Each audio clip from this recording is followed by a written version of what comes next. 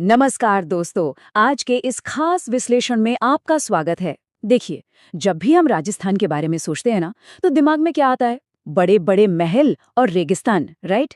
लेकिन आज हम उससे कहीं आगे राजस्थान की असली धड़कन, यानी उसकी रंग बिरंगी और ऐतिहासिक लोक नाट्य कलाओं की गहराई में गोता लगाने वाले हैं। इस चर्चा में हम उन खुले मंचों, कमाल की कहानियों और उन कलाकारों के बारे में बात करेंगे जिन्होंने सदियों से इस अनमोल सांस्कृतिक विरासत को आज भी जिंदा रखा है। तो चलिए, बिना किसी देरी के इस दिलचस्प सफर की शुरुआत करते हैं।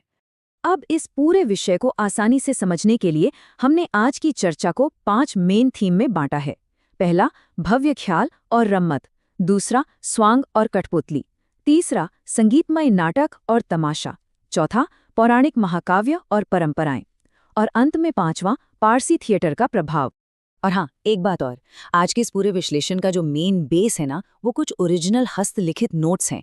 सच कहूं तो इन पन्नों में राजस्थान की परफॉर्मिंग आर्ट्स के इतिहास, वहां के शानदार कलाकारों और उनके भौगोलिक महत्व का एक पूरा ब्लूप्रिंट छिपा है। इन्हीं नोट्स के आधार पर हम आज की ये पूरी प्रेजेंटेशन तैयार कर पाए हैं, ताकि ये डीप टॉपिक बिल्कुल आसानी से समझ आ सके। तो चलिए, अपने पहले भाग की तरफ बढ़ते हैं। ख्याल और रम्मत, कम्युनिटी थिएटर की नींव।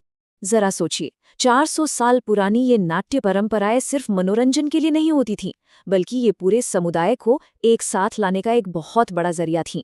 मेवाड़ का ये तुर्रा कलंगी ख्याल सांप्रदायिक सौहार्द का कितना खूबसूरत और ऐतिहासिक उदाहरण है।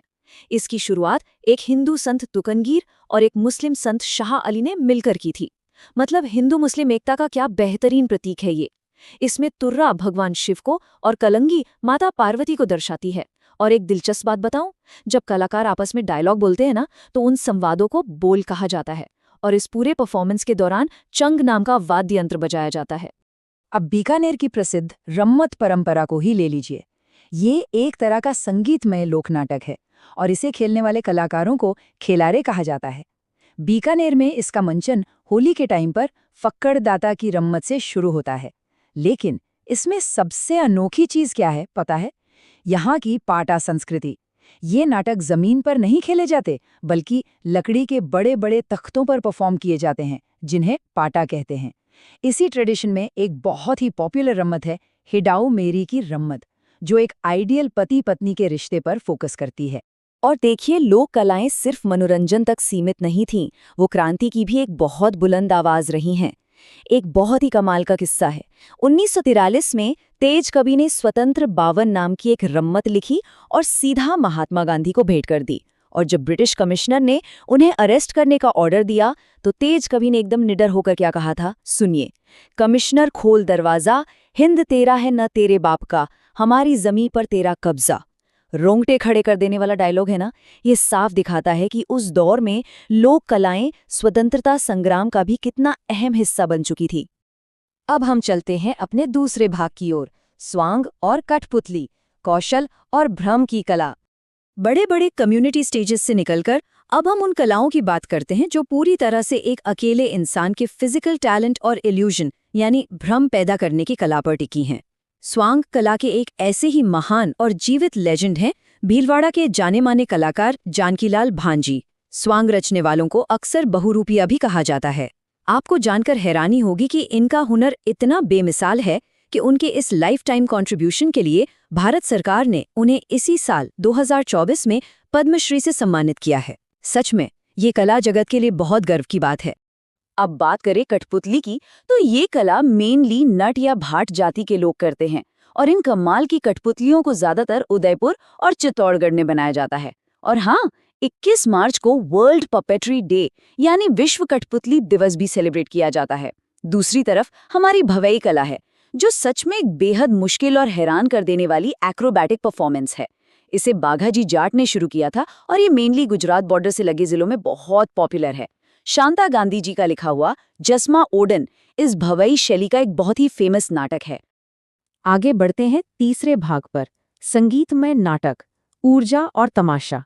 खुले आसमान के नीचे जो ये एनर्जी से भरे म्यूजिकल आयोजन होते हैं ना, उनमें दर्शकों को अपनी तरफ खींचने का एक अलग ही जादू होता है। अब तमाशा कला को ही ले लीजिए। इसके खुले मंच को अखाड़ा कहा जाता है। सबसे इंटरेस्टिंग बात तो ये है कि ये तमाशा मूल रूप से राजस्थान का नहीं बल्कि महाराष्ट्र की कला है। लेकिन सवाई प्रताप सिंह के टाइम पर ये जयपुर में इतना फेमस हो गया कि वहीं का होकर रह गया। इसे वहां शुरू करने का श्रेय बंशीधर भट्ट जी को जाता है।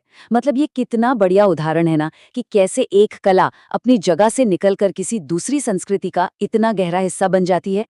अगर हम वाद्य यंत्रों की वैरायटी की बात करें तो आपको दो बहुत ही अलग अलग चीजें देखने को मिलेंगी। एक तरफ है नौटंकी, जिसे डीग के रहने वाले भूरीलाल जी ने राजस्थान में शुरू किया। ये यूपी की हाथरसी शैली से बहुत प्रभावित है और इसमें पूरे 9 अलग अलग तरह के वाद्य यंत्रों का एक पूरा ऑर्केस्ट्रा बजता है। लेकिन इसके बिल्कुल उलट है टोंक क्षेत्र की चार बैंत परंपरा। इसे अब्दुल करीम खान निहंग ने शुरू किया था। इसमें कोई भारी भरकम इंस्ट्रूमेंट्स की भीड़ नहीं होती। इसमें बस एक गायक घुटनों के बल बैठता है और सिर्फ एक डफ वाद्य यंत्र बजाते हुए अपनी कला दिखाता है ना ये सादगी और भव्यता का एकदम परफेक्ट कॉन्ट्रास्ट। चलिए अब हम पहुंच गए हैं चौथे भाग पर, पौराणिक महाकाव्य और परंपराएं। इस म्यूजिक और एनर्जी से थोड़ा आगे निकलकर अब हम देवी देवताओं की कहानियों पर आते हैं। रामलीला और रासलीला दोनों ही हमारे कल्चरल लैंडस्केप का एक बहुत बड़ा हिस्सा है। रामलीला के प्रवर्तक गोस्वामी तुलसीदास माने जाते हैं, जिसमें भगवान राम के जीवन को दिखाया जाता है। वहीं दूसरी ओर रासलीला की शुरुआत वल्लभ संप्रदाय ने की थी, जो भगवान कृष्ण की लीलाओं पर फोकस्ड है। अब यहाँ एक फैक्चुअल डिटेल जो सच में बहुत कमाल की है, वो है बिसाऊ की मूक रामलीला। सोचिए, बिना एक भी शब्द बोले पूरी रामलीला का मंचन किया जाता है। ये सच में एक बहुत ही यूनिक एक्सपीरियंस है। और हाँ, रासलीला का मुख्य केंद्र जयपुर का फुलेरा माना जाता है। लेकिन देखिए, ऐसा नहीं है कि हमारी सारी परंपराएं बस गंभीर या पौराणिक ही होती हैं। कुछ बहुत ही मजेदार भी हैं, जैसे ये टूटिया या टूटकी की रस्म। होता क्या है कि जब सारे पुरुष बारात लेकर असली शादी में चले जाते हैं तो पीछे से घर की महिलाएं एक नकली शादी यानी टूटिया का पूरा नाटक रचती हैं। ये रस्म इतनी हंसी मजाक से भरी होती है कि पूछिए मत। ये हमें याद दिलाता है कि राजस्थानी लोक परंपराओं में ह्यूमर और एंटरटेनमेंट की कितनी गहरी और रोजमर्रा की जगह रही है। और अब हम आते हैं आज की चर्चा के 5वें और आखिरी भाग पर, पारसी थिएटर का प्रभाव। ये वो दौर था जब खुले अखाड़ों में होने वाली कला धीरे धीरे प्रॉपर बंद इमारतों वाले थिएटर की तरफ शिफ्ट हो रही थी। अगर हम इस पूरे ऐतिहासिक सफर को एक टाइमलाइन में रखकर देखें तो 1878 में जयपुर के महाराजा राम सिंह द्वितीय ने राजस्थान का पहला पारसी थिएटर बनवाया, जिसे राम प्रकाश थिएटर कहा गया।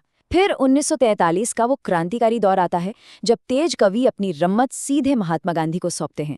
और आज 2024 में आकर हम देखते हैं कि स्वांग मास्टर जानकीलाल भांड को पद्मश्री मिलता है।